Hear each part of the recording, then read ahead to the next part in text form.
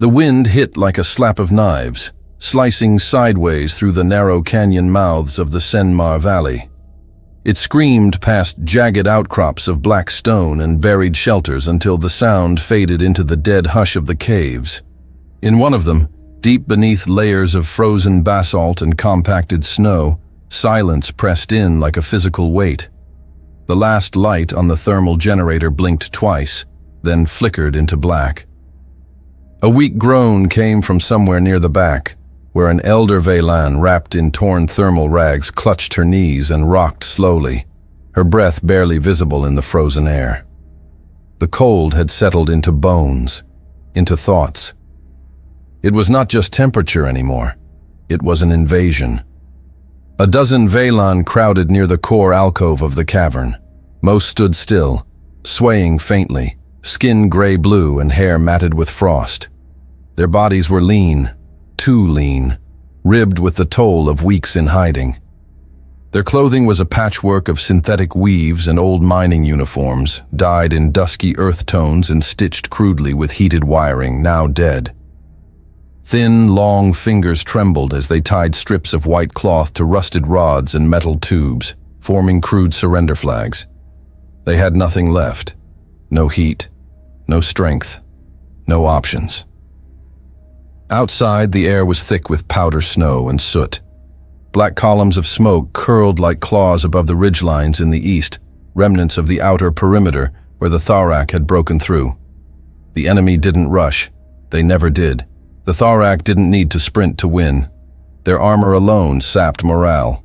Broad-plated creatures over 2 meters tall, with segmented exoskeletal armor that curved inward at the joints like the rib cages of beasts. Their heads were blunt and heavy, built like a wedge, with a row of lens-like eyes gleaming red beneath protruding brow plates. They didn't speak when they advanced, just moved, always in lines, always with pressure. Inside the caves, children pressed close to their mothers' torsos. Elderly Veylan huddled in silence, lips pale, eyes dull. No one cried anymore. Even that cost too much. Then it came. A sound not heard in this valley for weeks, a low rumble. One engine at first, then several, cutting against the storm like wolves through brush. Mechanical, heavy, persistent. The Veylan near the cave entrance flinched, clutching the surrender flags. From the whiteout emerged shapes. 6 armored transports, long, matte gray beasts, low to the ground with angular hulls and broad treaded wheels. Their undercarriages spat melted slush as they roared across the uneven terrain. Each bore the faded insignia of the 9th Winter Division, a black mountain split by 3 vertical slashes. On the lead vehicle, a man stood upright in the command hatch, his boots braced against the steel rim. He was tall, wrapped in a dark thermal cloak marked with layered composite armor plates. A black scarf covered the lower half of his face, but his eyes, ice blue and locked forward, never blinked. A tactical holomap flickered on the inside of his forearm-mounted terminal. As the convoy crested a snowbank, he didn't hesitate. "Circle the ridge," he said through his headset, voice dry as split stone. "If they think we came to evacuate civilians, they're about to learn we came to hunt. Tharak are the ones being rescued. From us." Lieutenant Gustav Brenner dropped back into the vehicle with one smooth motion, his gloved hand already drawing lines across a worn paper map secured beside the hollow. Inside the cave, the Veylan froze. Eyes, deep-set and golden, fixed on the transports as they pulled into position. For the first time in days, they saw movement not born of fear.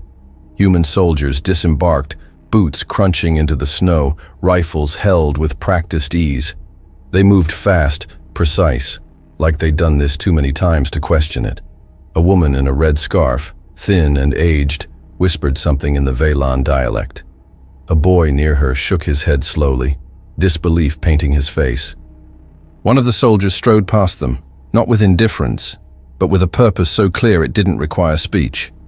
He set up a perimeter marker with a flick of his wrist, glanced down at his comm, and nodded. No questions, no orders asked for. Just action. Brenner climbed out again near the mouth of the central cavern. He surveyed the faces peeking through the mist. Then he spoke. Calm, not unkind. You'll want to stay low. It's going to get loud. From behind him, the rest of the Ninth moved into formation. Two-man teams hauled modular barriers from the transports, setting up makeshift bunkers in natural choke points between boulders and frost-hardened ledges. Radio operators set up analog systems on tripods, clicking dials with gloves that moved like they belonged in machinery, not medicine. The Veylan watched, stunned. They had expected robes, maybe speeches, maybe delay. But these weren't diplomats or relief officers. They were soldiers, not brutal, but prepared. Not invaders, but predators. Brenner signaled toward the west crest. Sergeant Ulrich, a dark-skinned mountain of a man with frost lining the edge of his beard, nodded and disappeared into the rising slope with his fire team. They weren't forming lines, they were weaving a trap. One Veylan elder, braver than most, stepped forward. Her skin was drawn tight across sharp cheekbones, and her 3 eyes, 2 horizontal, 1 vertical above the bridge of her nose, blinked slowly. Her name was Arissa. "Are you here to save us?" Brenner didn't look at her. He was marking fire lanes on his wrist display. "No," he said. "We're here to stop them. Staying alive is your part." From above, the wind picked up again. The snowfall grew heavier, and visibility dropped to a few meters. But the humans didn't slow. They moved like they'd trained in worse. One of the Veylan children pointed toward the ridgeline. "Lights," he murmured. Red dots danced through the white. Thorax scouts, emerging over the ridge in formation. Brenner's voice snapped over the open channel. "Positions. Eyes up. Show them what cold really looks like." And just like that, the 9th Winter Division disappeared into the snow. Ulrich's squad vanished into the drifts before the first Thorak foot ever touched the base of the ridge. Within minutes of arrival, the 9th Winter Division was already shaping the terrain into a weapon. Brenner knelt beside a snow-covered outcrop overlooking the Central Valley Basin. His glove tapped the edge of a portable field map etched into metal, snow melting off the edges from the heat of his body armor. "This is the line," he said, not looking up. "Natural choke here. Rock face there. They'll try to funnel through if we leave it open. So we don't." Sergeant Kazuma Mori, rifle slung across his shoulder, nodded once and motioned toward the ridgeline. "I'll position marks 4 and 5 with overlapping coverage. They won't step without getting seen." "Do it," Brenner replied, already moving to the next location. The humans didn't build walls, they built intentions. The ridgelines were converted into overwatch nests. Narrow valleys were blocked with modular barriers disguised with ice-caked netting. Access tunnels were collapsed or rigged to collapse. Routes mapped by the Veylan were confirmed, locked in, and assigned fire coverage. Within hours, the area around the cave mouth became a kill box defined by the terrain itself. The soldiers of the 9th didn't rely on automated sensors or drone support. None of that lasted long in snow like this. They trusted steel, timing, and cold instinct. Deeper inside, Sergeant Milo Travers and 2 field techs reached the core generator. The unit was nearly silent, surrounded by ice-crusted tools and rust-stained walls. Travers wiped the frost from a panel and pried open the casing. Sparks jumped weakly from the shattered thermal coil. "No one's touched this since the first bombardment," he muttered. Technician Harris, younger and lean, knelt beside him. "We can route power from the auxiliary casing," Harris said, already pulling cable. "The core's shot, but if we loop the charge through a split capacitor, we'll get enough to bring internal temps up 10 degrees. Travers cracked his knuckles. 10 degrees means toes don't fall off. Make it happen." Above them, in the upper tunnel forks, triage zones took shape. Tarps were stretched between supports and covered in thermal blankets. Medical crates were stacked, opened, repurposed. Rations were broken down and sorted by caloric yield and hydration rate. No one asked where to start. They just moved. And in the middle of it all, Lien. Field medic, Ninth Division. Short, with broad shoulders and sleeves rolled to her elbows despite the biting cold. Her face was set, not harsh but deliberate. She crouched beside a young Valen boy, maybe 6 or 7, whose 3-fingered hand trembled as she reached for it. The boy flinched. Lian didn't react. She clicked open a sterile strip of thermal tape, wiped the gash on his forearm clean, and sealed it with a wrap so tight it hissed from the heat exchange. The boy stared, wide-eyed. His mother stood behind him, silent. Lian looked up, said nothing. She simply nodded once, stood, and moved on. The mother stepped forward on her own, pulling her younger daughter along. No words, just a glance toward Lian, who was already treating a burn on the leg of an older man with a split mandible and purple-green skin dulled by exposure. Within an hour, a quiet pattern formed. 1 line, then 2. Valen mothers and elders began guiding others toward Lian's makeshift station. She worked fast, efficiently, every movement practiced and unspoken. Their bodies were tall and thin, spined along the back with rigid cartilage ridges that ended at the base of the skull. Pale lavender skin showed signs of frostbite in the extremities, and their eyes, silver or gold, reflected light like mirrors. Their clothes were once miners' gear and scout uniforms, now patched with thermal liners and salvaged plastic. Inside the command alcove, Brenner stood before a short table made of bolted crates. 3 Valen leaders sat across from him, Arissa among them, her face calm but tired. Beside her was Kale, a former technician with faded tattoos around his lower jaw, and Yanor, a younger male with half an ear missing and arms crossed over his chest. "There's no cavalry," Brenner said bluntly, sliding a ration packet aside to make room on the map. "No orbital drops, no medevac. You're looking at what's left of the 9th. And this," he pointed toward the rough perimeter sketch, "is now your line too." Kyle opened his mouth to speak. Brenner cut him off with a glance. "You have people, skills, knowledge of this terrain. That's your edge. You want to live? Then move. Waiting isn't an option. No promises, just execution." Outside, the supply crew led by Corporal Hask was already handing out ration kits, compressed thermal bars, hydration packs, fortified protein paste. They prioritized children, pregnant females, and elders. A young Valen named Soril tried to offer his back ration in return. Hask waved it off with a grunt and tossed him a second pack. "Feed someone who can't walk," he said, already moving. A group of infantry soldiers hauled broken piping and debris out of one of the lower tunnels. It would become a medevac path. Another team marked coordinates on a rock face where they planned to embed shrapnel clusters in case of a breach. The Valen watched them all, not with suspicion anymore, but something closer to gravity. They were seeing what humans did with little, with less than little. They didn't bring overwhelming firepower. They brought precision, pressure, presence. And in every tunnel mouth, every vantage line, the quiet understanding began to take root. They hadn't come to rescue. They'd come to survive and teach others how. A steel bolt clanked into position.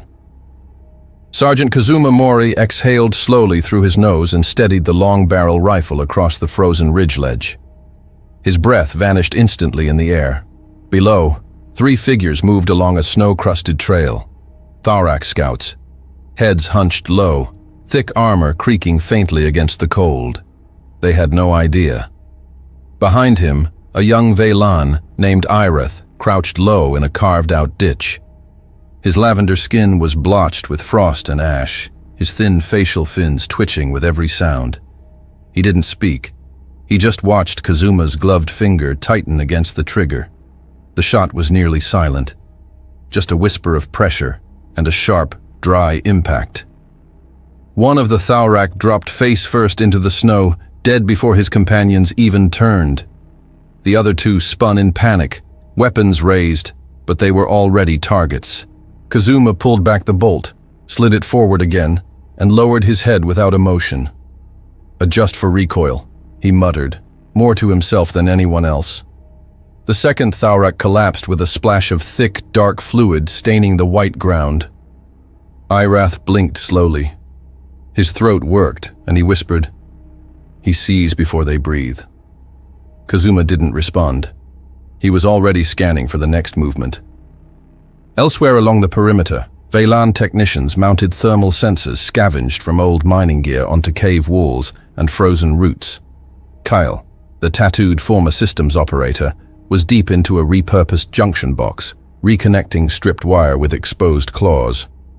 "This one's up," he said, tapping the side. A thin red light blinked to life. Nearby, Private Ortez nodded and fed the output into a hardline radio relay. "Trip line coverage, northwest flank. 2 clicks, low band signal," Ortez confirmed. "Nice work," Kyle glanced at him, startled by the compliment. "We learned from the land. You learned to use the land." "Same goal," Ortez said simply, then moved on. Training sessions were run in silence. No shouting, just motion and repetition. Corporal Brent Doss led a small Veylan group through combat formations in a dry cavern mouth. He walked them through movement under fire, buddy system reloads, how to retreat and feint. Irath, along with 2 others, Zarem and Falka, moved as instructed, hands gripping mock rifles, mimicking the rhythm of motion, breath, and cover. They stumbled, adjusted, repeated. Doss watched without criticism. He pointed, adjusted posture with taps, nodded approval when movement synced. By the end of the drill, the 3 Veylan could fall prone, fire, and reposition with recognizable cohesion. "They pick it up fast," Doss said to Sergeant Ellison nearby. "No hesitation. Just needed purpose." Ellison grinned. "Fear sharpens the learning curve." Later that same night, an elder named Arissa approached Lieutenant Brenner with a cracked, leather-bound satchel in her hands. She unrolled the contents on a flat crate near the command shelter. Maps. Old ones. Etched on plastifilm and scanned on archive paper, showing tunnels long buried, mining shafts that hadn't been used in decades. Brenner leaned over, eyes scanning the jagged lines. "You trust these?" he asked. "They were drawn by my father," Arissa replied, "before the collapse. They are not perfect, but they are real." Brenner studied the cavern markings. "They'll do. Thank you." By dawn, the first ambush was ready. The path was narrow, lined with scavenged metal plates and loose powder snow. 3 Thorak patrol units advanced. Standard formation. Heavy scout in the middle, flanked by 2 riflemen in thick matte green armor. The Thorak weren't subtle. They moved like enforcers, confident in bulk and numbers. They never saw the human.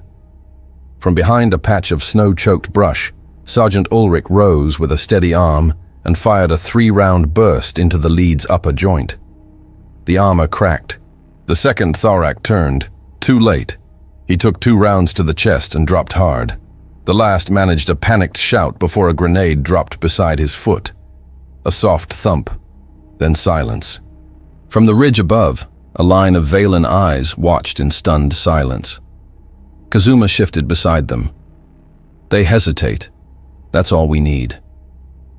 Brenner gathered a group of Veylan around a fireless heat coil that evening. Smoke from burning cloth curled slowly in the air.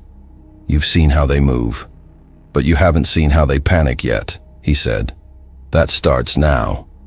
He pointed at a crude terrain model built from stones and ice shards. "These trails here? Your people dug them. You know every blind curve, every crawl space. That's where we hit next."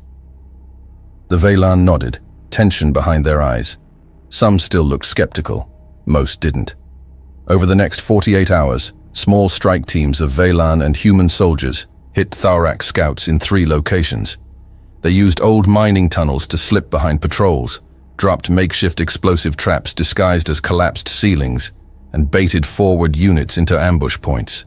Zarem, narrow and fast, lured 1 Thorak into a frozen tunnel mouth, where a human rifle team ended the pursuit with precision fire. His return to the base was silent, but his chest rose like he'd just done something irreversible.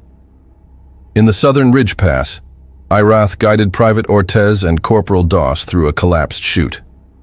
When they emerged, they had visual on a Thaurak resupply point, crates of ammunition and medical gear stacked loosely in the snow. An hour later, that supply site was burning. After every small engagement, Thaurak bodies vanished into the snow. The 9th never left corpses where they could be counted. By the 3rd night, the Veylan began to understand what was happening.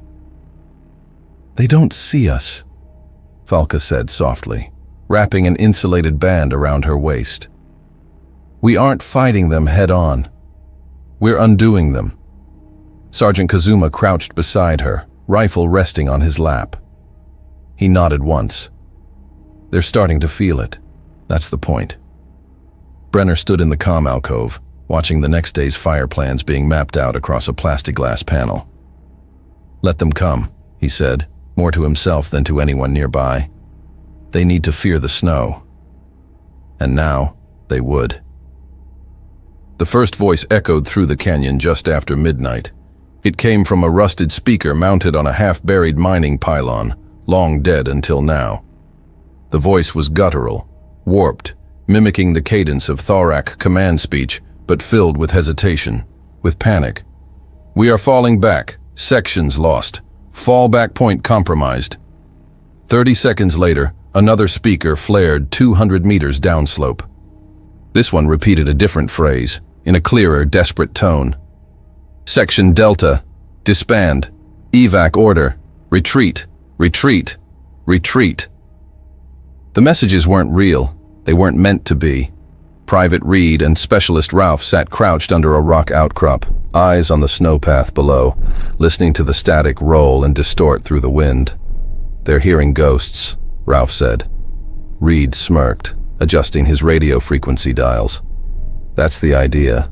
Farther up the trail, high above the canyon fork, Blake moved like he was on a construction site, not a battlefield. He crouched in the bend of a rock formation, rolling wires between calloused fingers, voice steady and low as he addressed the 3 Veylan watching him work. "This spot looks like a dead-end shelter from this side, right?"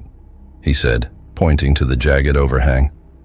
"You're going to leave a path just wide enough for them to think someone scrambled in. Throw a few heat blankets inside, scatter old gear, just enough to bait them." The Veylan, Torar, Nissal, and Jek nodded. Their faces were drawn, hands steady.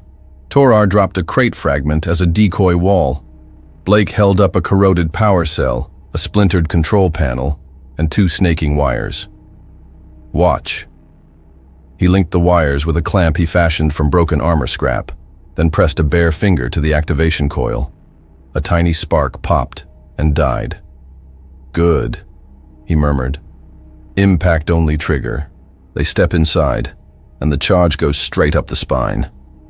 He tucked the whole device beneath the snow-blanketed floor. "Now vanish. Let the scene do the talking." They were gone in 60 seconds. Later that night, 3 Thaurak patrol troopers spotted the fake shelter and approached, rifles at the ready. The lead stepped inside. A soft click, a hiss of kinetic discharge, then nothing but red mist against white stone. The other 2 froze. And then they ran. From the top of the ridge, Brenner watched through low-light binoculars, noting the result with a flat nod. 1 trap, 3 kills, none of them ours. By the next morning, 5 resupply drops from Thaurak logistics teams had gone missing. 2 of them were laced with neutralizer toxin, carefully injected into ration seals by Veylan hands. Jek and Nissal worked with Corporal Ortez to mimic Thaurak code labels. They used soot and melted scrap to forge serial patterns onto replacement containers. When the patrols came to collect, they didn't know any better. An hour later, the vomiting started. By the time the medical drones were dispatched, the units were in disarray. Brenner timed the next ambush accordingly. At dawn, 2 squads from the 9th slipped behind a weakened Thaurak forward camp using the Veylan mining shafts. They planted charges at fuel cells, communications relay points, and a mobile mech housing bay. The result wasn't chaos, it was paralysis. Over the next 2 days, night patrols became shared operations. Veylan walked beside human scouts through paths they'd mined with their own ancestors. Erath led Sergeant Ulrich through a chasm so narrow only single file movement was possible. "This was once a water tunnel," Erath whispered. "Now it's just a throat." "Good," Ulrich muttered, checking his rifle's magazine. "Let's choke something with it." Further west, Falca and Zerum guided Specialist Ralph and Private Reed to a low ventilation shaft that opened beneath the thorax second artillery nest. They dropped a timed charge and retreated in silence. The explosion at Oro 300 was muted by snow, but devastating inside. Shrapnel bounced off every steel wall, shredding supply crates, disabling turrets. Thorak Command ordered an immediate retraction of 6 squads to consolidate defense lines. But this wasn't tactical realignment. This was fear. In the following days, Thorak transmissions changed tone. Reports of missing patrols were shorter. Executions were logged for abandonment, panic under duress, and spiritual defection. Velan intercept teams, newly formed and trained, listened to audio logs where Thorak officers accused their own of collapse. "They are diseased," one voice said, "contaminated by human unpredictability." Blake heard that one over a scrambler. He smirked. "Good. Let it rot them from the inside." Kazuma's kill count rose. So did the silence after his rifle fired. The Thorax stopped walking in open spaces. They began to shout before rounding corners. They shot shadows. Brenner gathered his squad leads inside the main cavern on the 4th night. He drew a new pattern across the plastisteel table. "They've started to fear motion," he said. "That means they'll slow. That's where we bury them." No one spoke. He looked at the map again, then back to the Velan leaders standing behind the human officers. "You're not just surviving this anymore," he said. "You're shaping it. Keep pushing." In the darkness of the valley, the enemy was still there, but they were no longer advancing. They were watching, waiting, afraid to blink. The drone shimmered against the cold sky, a faint silhouette moving across the upper ridge like a steel ghost. Sergeant Ellison spotted it through a layer of sleet crusting his visor. He dropped to a knee behind the outcropping and brought the analog scope to his eye, tracking its slow arc. "Thermal sweep south to north," he muttered into his comm. One drone, no visible support. High band, likely linked to ground command. Lieutenant Brenner didn't even glance up from the hand-drawn map pinned to the crate table inside the command alcove. "Let it scan. Don't shoot unless it tags a warm zone. Make them think we're ghosts." The 9th wasn't reacting to the Thorak anymore. They were setting the tempo, and the enemy was dancing out of step. By noon, the drone had passed 3 times, each time slower, lower, each time with no return fire. Then, without warning, the new assault came. Footsteps. Deep, deliberate, and numerous. 12 Thorak heavy troopers emerged from the western slope, their armor lacquered in dark mineral plating adapted for polar environments. These were not the scouts. These were built like battering rams, broad shoulders, thicker leg joints, auxiliary exhaust ports, hissing faint steam as they marched in formation.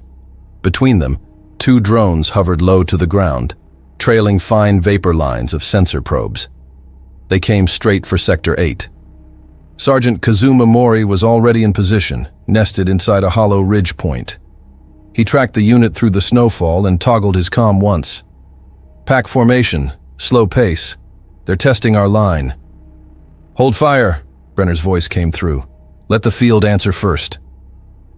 The Thorak crossed the 60-meter mark. Still no movement. At 40 meters, one of them stepped directly over a dark patch of snow, an intentional imperfection. The mine ignited with a flat concussive blast.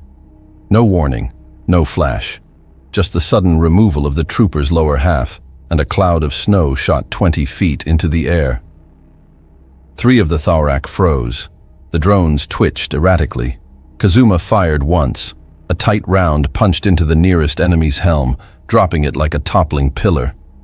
Seconds later, Sergeant Ulrich's team opened fire from the eastern tree line. The ambush took 45 seconds. The rest of the squad didn't retreat. They hesitated, clustered, waiting for orders. Mistake. Private Ortez triggered the secondary mines placed along their likely fallback path. The explosions were small, sharp, staggered, designed to simulate chasing fire. The final thorax scrambled behind a stone wall and vanished from line of sight. Kazuma didn't even shift position. 2 down, 2 fleeing, 3 buried. Ellison updated the board inside the cave. Contact neutralized. Field remains ours. But that wasn't the story. The real shift came hours later, when satellite imagery, filtered through a hacked relay from the VLAN network, picked up something strange. Trenches. The thorax were digging, not pushing forward, not deploying new armor, not even repositioning. They were building defensive lines to stop humans. Brenner ran a gloved hand across the projection and said only one word. Good. Inside the command chamber, he met again with Arissa, Kyle, and Yanor. They stood stiffly, their skin drawn tight with cold and resolve. He didn't offer pleasantries. We didn't come to save anyone. That's not our mission. We came to make this entire valley into a coffin that buries them alive. He pointed to a ringed cluster on the map. These tunnels, they're yours. You know every bend, every heat pocket, every dead drop. You're trained now. That means you defend them, not just hide in them. Kyle, arms crossed, gave a short nod. We've already started rigging sensors. Jack and Niesel are modifying detonators for pressure activation. Good. Falca's team? They're tying the sensors to analog shortwave bursts. We'll get a ping every time something crosses the seams. Brenner looked each of them in the eye. From here forward, every inch of this rock fights back. Every echo, every shadow. You're not civilians anymore. You're the walls. You're the trap when they blink. Outside, Valen techs and human engineers worked side by side along the inner tunnels. Blake led a team adjusting proximity wires attached to a salvaged relay tower. With Jack's help, they mounted vibration sensors onto structural beams, converting mining supports into early warning devices. Irath spliced the radio output into a portable analog board built from a broken compad. Set to frequency 43.5, he said. Anything over 100 kilograms triggers the burst. Doss walked by, nodded in approval, and dropped a thermal coil near their setup. Hook that to your board. Might give you a temp edge before they're even in range. Further in the caves, Falca worked shoulder to shoulder with Private Ralph, connecting old pressure seals to scavenged alarm lights. Once we place these near the northern fork, even a whisper of footfall lights the whole shaft, she explained. Ralph handed her the final node. You people don't need rescuing. You need ammunition. She smiled once, rare and dry. We've needed purpose longer. That night, during briefing, Brenner traced a line around the southern trenching zone the thorax had established. They're stalling.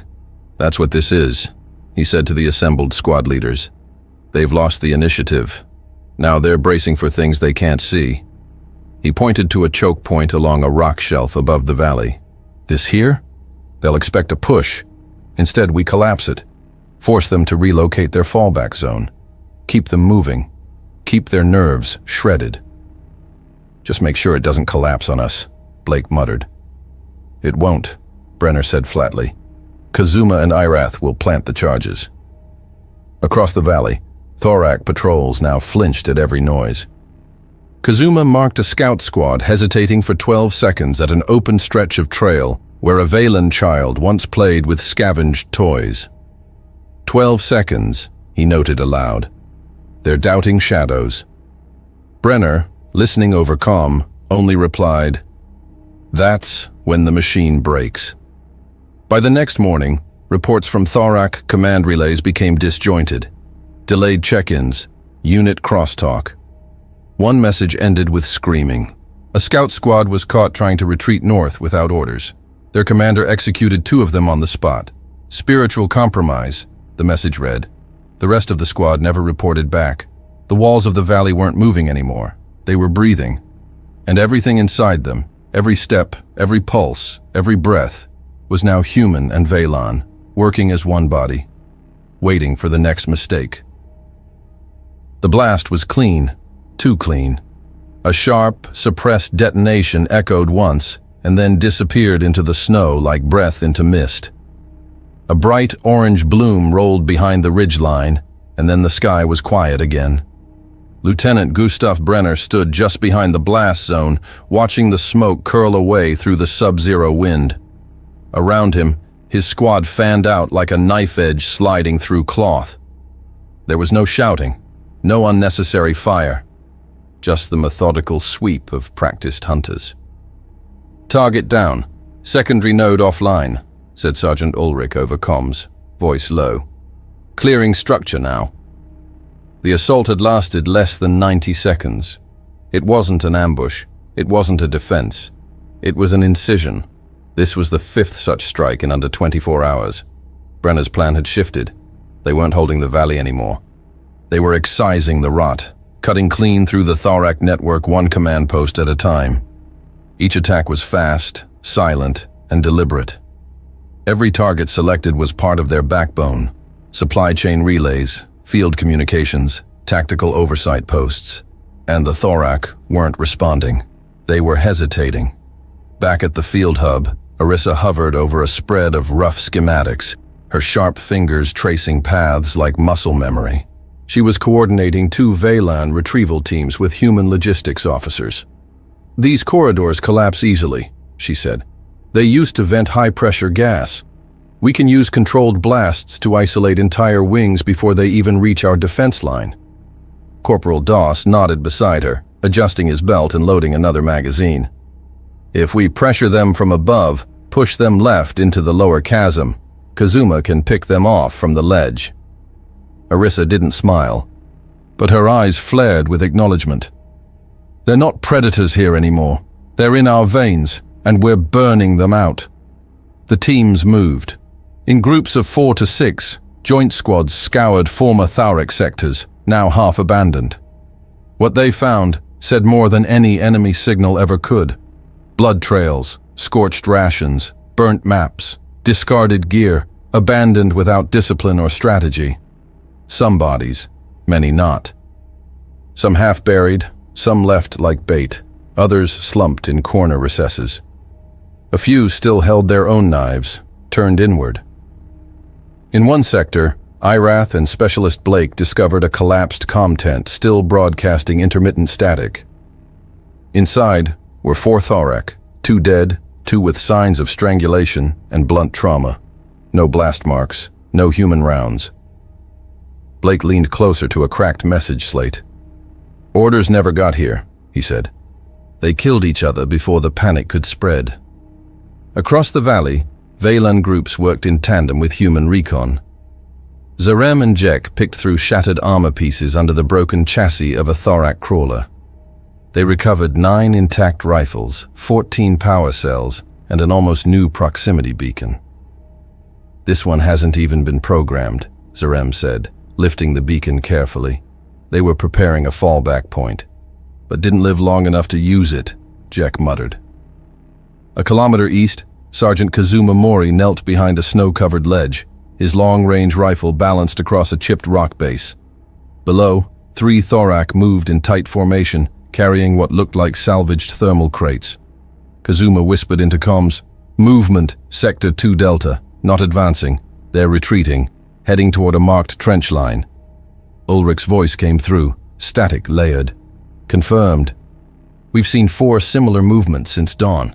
They're consolidating positions, not expanding." Kazuma adjusted his sights. The reticle flicked red. He fired once. The last Thorak dropped face first in the snow, the crate tumbling beside him. "They're not even checking their flanks anymore," Kazuma said. "This isn't war. This is retreat in slow motion." Inside the caverns, the shift was felt in silence. Veylan teams no longer asked what came next. They knew. Surreal, young and once hesitant, now coordinated recovery of downed equipment with 2 other Veylan teens. They cataloged, packed, and delivered the gear to Blake's engineering station. No one supervised them. No one had to. The humans noticed and adapted. Brenner gathered his lieutenants around a hollow crate table, marked with a new layer of recon data. The markers told the real story. Positions once bristling with resistance now showed gaps, empty nests, dormant drones. Radio silence. "They're bleeding out," Brenner said. "And they know it." Doss folded his arms. "They're not regrouping. They're pulling back to delay collapse. They're trying to stretch their death long enough to make it seem like a plan," Ulrich added. Brenner nodded. "Then we don't give them that. We remove even the hope of strategy." He jabbed his finger on a marked point, an old mining vent system 2 ridges beyond the last known Thorak fallback camp. "Next strike hits their relay convergence. They lose comms, they lose structure, and then they're nothing." Kazuma's team moved out under nightfall, covered in blackout cloaks, rifles preloaded, Valen guides leading them through half-collapsed shafts that reeked of ozone and old blood. No talking, no lights, no questions. They reached the outer wall of the vent base 2 hours later. Irath opened a collapsed vent with a handmade torque lever and guided them through. Inside were 6 Thorak, 4 asleep, 2 guarding a signal node. The humans and Valan didn't hesitate. The guards died silently. The sleepers never woke up. The node was destroyed with a shaped thermal charge. Minutes later, Brenner received the update over analog comm. Vent base down, no casualties, equipment secured. He gave the only answer needed. Move to Phase 2. Don't let them rest. From that moment forward, every action was a hunt. Every patrol that moved beyond the ice wall was not aiming to hold ground. They were slicing, pressing deeper. Thorak foot patrols were spotted fleeing without contact. Some dropped their rifles in the snow. Others faked wounds to avoid being marked as active fighters. A few lay in trenches, pretending to be dead until human boots approached, then surrendered without resistance. One of these was taken alive, a junior officer based on his armor. Half his mandibles were missing and his chest plate had been cracked open from some prior skirmish. He said nothing under questioning. Didn't need to. His eyes held one thing: terror. The same terror echoed in the desertion patterns. Brenner's teams tracked squads leaving assigned posts without order. One listening station was found completely empty, gear still powered, rations untouched. "They're not repositioning," Kazuma said. "They're evaporating." The valley, once a death trap for the Valan, now pulsed with controlled motion. Valan and human squads passed each other in silence, nodding, sharing gear without pause. There was no celebration, no shouting, only motion. Cold, exact, relentless. No glory, only victory, sharpened and silent. It began at 04:17, during the final hour of darkness, when the cold was thickest, and even breath felt like glass in the throat. The ground trembled first, low, rhythmic, unnatural. Then the sky to the north turned orange. Flares burst from the horizon like dying suns. Thorak engines howled over the ridgelines, tracked icebreakers groaning under the weight of mobile artillery and composite-armored infantry sleds. It wasn't a skirmish. It wasn't a push. It was the final assault. "They're coming in columns," reported Kazuma from his ridge post, eyes behind a snow-streaked scope. "Short-range guns, staggered formation. They're betting everything on force." Inside the central command alcove, Brenner studied the lines glowing faintly on the old tactical display. No panic, no raised voice, just a calm breath then. "All teams, Phase Delta, lock formations, hit them in transit, no spectacle, no waste." His voice cut across all units with weight, not force. Outside, the snow exploded. The Thorak opened with plasma mortars, short arc bursts that scattered melting ice and turned frozen stone to steam. They charged behind the blasts, moving like a wall. Heavy infantry units advanced with shielded hulls, backed by rotary spike launchers. Their armor was reinforced with dark polymer plates streaked in thermal red. They didn't expect the snow to strike back. From beneath a ridge pass, Irath and Private Ortez triggered the first wave of buried proximity charges. 4 thorac units were torn apart instantly. 2 more stumbled directly into a crossfire corridor where Falca guided a Veylan flanking team with hand signals and hard angles. "Hold them! Now!" Her voice was dry but clear. No one questioned. Rounds flew from behind broken terrain, striking exposed joints and helmet gaps with surgical precision. Further down the slope, a unit of Veylan and humans crouched behind fallen rocks. Jek, Surreal, Ralph, and Corporal Doss, waiting for the second wave. "Not yet," Doss said. "Not yet." The thorac broke cover. Doss dropped 2 with tight bursts. Jek triggered the tripline charge, turning the slope into a funnel of fire. Screams echoed, short and cut. No one celebrated. They just moved. Underground, the real trap unfolded. Old mining tunnels had been rewired and restructured into kill boxes. Veylan cartographers had provided precise, hand-drawn layouts of every shaft, every oxygen vent, every sound channel. Kazuma's team used this map like scripture. Zarem, guiding a human demolition pair, motioned them toward a side junction barely a meter wide. Inside, they planted directional mines angled to rip apart anything moving through the central artery. A thorac platoon entered that artery at 0503. By 0504, there was nothing left but limbs and shredded metal. On the ridge above, Brenner watched it all unfold through his field scope, marking unit movements with chalk on a slab of rock. His gloved hand moved steadily, connecting lines, tracking flanks. No emotion, only execution. "We hit them on the collapse. When the second column slows to support the first, Kazuma, cut the middle." Kazuma's reply came over the radio like gravel. "Already lined up." His shot cracked the sky like a whip. The lead thorac in the second column fell backward, throat split. The unit behind him paused. That pause was everything. From the far left flank, a mixed unit led by Sergeant Ulrich and Kale swept through the delay. Kale's clawed hand slammed a charge onto a thorac crawler hull, while Ulrich opened fire on its escort with cold efficiency. 3 grenades exploded inside the vehicle. The crawler hissed, buckled, then collapsed in on itself. More flares bloomed. The sky flashed red and violet. Inside one of the last tunnel choke points, Brenner arrived personally. His team moved with clockwork grace. Blake hauling components for a fallback trap, Irath wiring a junction into a dead thorac sensor array, and Arissa checking perimeter movement through a jury-rigged monitor panel. "They're breaking," Arissa said quietly. "They're already broken," Brenner replied. "We just haven't swept the pieces."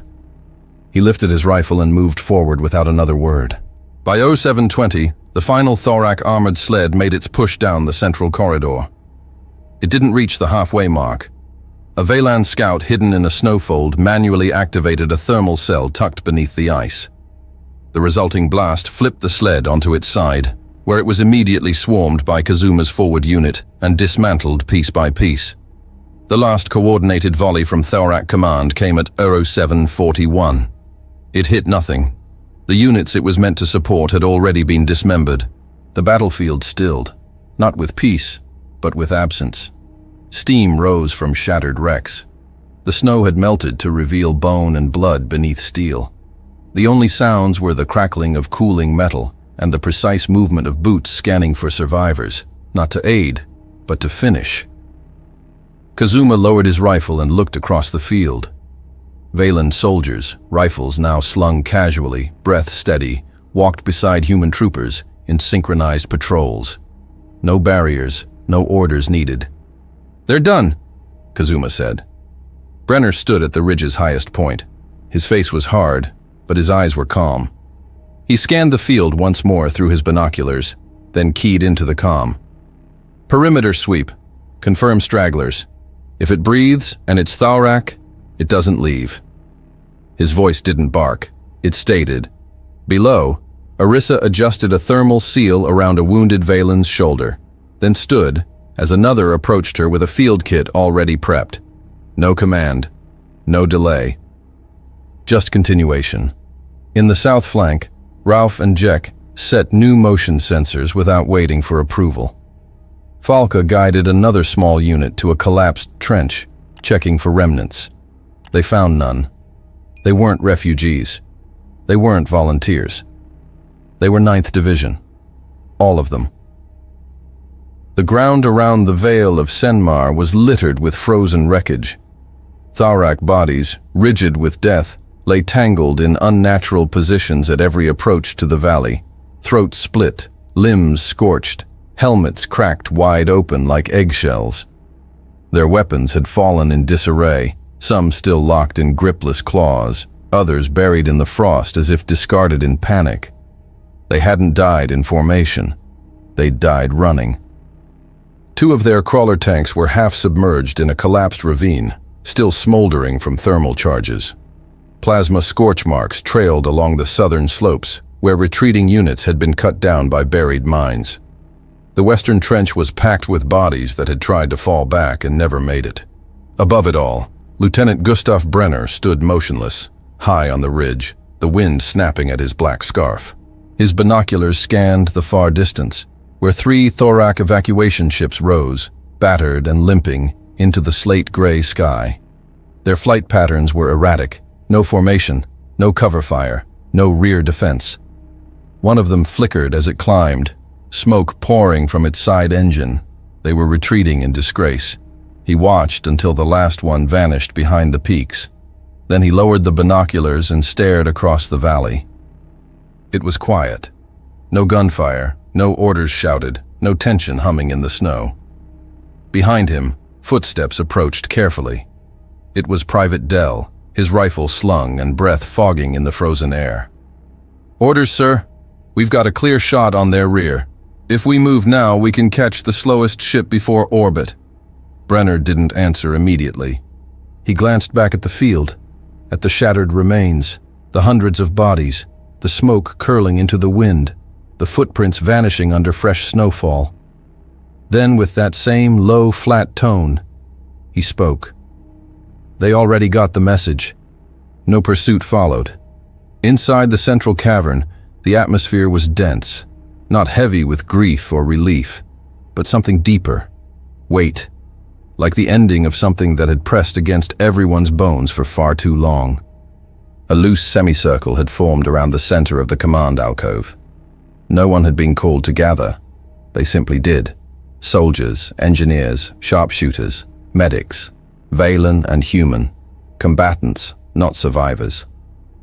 Brenner entered with snow still clinging to his shoulders. His face was blank, unreadable. His right hand reached inside his jacket. When it came back out, it held a dark gray fabric patch, creased from time, frayed at the edges, its symbol still sharp. 3 slashes, diagonal across a silver mountain. The emblem of the 9th Winter Division. He crossed the space without speaking and stood in front of Irath. The young Valan stiffened slightly. His lavender skin was streaked with grime and blood, not his own, and his rifle was slung at the same angle as every human in the unit. He wore armor parts welded together from Thorak scraps and Alliance leftovers. His eyes locked with Brenner's. No words were exchanged. Brenner extended the patch. Irath took it slowly, reverently, both hands closing around it as though it were a weapon. And in a way, it was. Every face in the room turned, not in surprise, but in recognition. From that moment, no one watching would ever again use the word refugee. Across the space, Kazuma leaned his rifle against the wall and caught sight of a Valan sharpshooter, Zarem, polishing the barrel of a long-range rifle modified with human optics. They nodded to each other. Just once, that was enough. Near the central med station, Lien was stitching a laceration on a Valan girl's leg. She hadn't been called over. The girl had walked in on her own, holding a bloodied cloth and asking for binding. Lien finished the job with silent efficiency, then watched as the girl stepped away and joined 2 others helping a wounded soldier remove shattered plating from his arm. Lien smiled faintly, just the corner of her mouth, and then turned to the next patient without a word. Farther down the main corridor, Blake crouched beside an open panel, watching Nisal and Torar recalibrate sensor arrays. They had built a new thermal warning system, using thorac beacon modules and raw wire stripped from dead drones. Blake didn't interfere. He didn't need to. They worked faster than his own crew now. On the surface, patrols moved like fluid. No stutter, no hesitation. Falca and Ralph passed each other on the upper ridge, exchanging nothing but a nod as they swapped intel and kept walking in opposite directions. One Valen scout handed Private Ortez a modified grenade launcher with a retooled trigger, fitted with a stabilizer from a mining clamp. He raised an eyebrow. The scout just tapped the side of it once and moved on. The division wasn't coordinating anymore. It was operating. Inside the relay chamber, Brenner approached the ancient analog transmitter. A boxy unit of metal and heat-scarred circuits, patched into the wall with stripped wires and insulated with a piece of cargo padding. He flicked the switch. The static whined, then cleared. He pressed the comm trigger and spoke without ceremony. Naldora secured. Refugees accounted for. Enemy routed. 9th Division maintains position until further instruction. His finger released the switch. Seconds passed. Then a crackled response came through the mesh speaker. Distant, filtered through countless relays. Transmission received. Confirmation logged. Naldora status, stable. Refugee presence, verified. Await redeployment. That was it. No congratulations, no medals, no follow-up. Blake heard the reply from across the cavern and chuckled under his breath. 12 days late and just as useful. Doss, nearby, shrugged. Figures. Kazuma said nothing. He picked up his rifle, then paused, glanced at the old 9th Division patch painted on the rock wall. Below it, someone had etched a new mark, same mountain, but now with twin diagonal lines beside the original 3. He nodded once. Walked on. Outside, the wind carried the scent of fire and steel. Valen and human soldiers moved along trenches, refitted drones, checked perimeter wires, repaired satchels.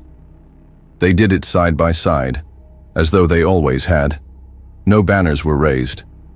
But everyone knew. The 9th wasn't just human anymore. Irath now wore the patch across his chest armor, stitched by Arissa with a single line of black cord.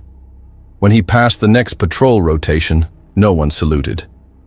They just stepped aside, made room, and kept moving. They were all 9th. And Naldora was still cold, still dangerous, still a war zone. But no one here was running anymore. No one had to. Hey, you're still here. That's awesome. Hope you had a great time with the story. Remember to hit the like and subscribe buttons. It really makes a huge difference to the channel. And hey, I've got something else for you.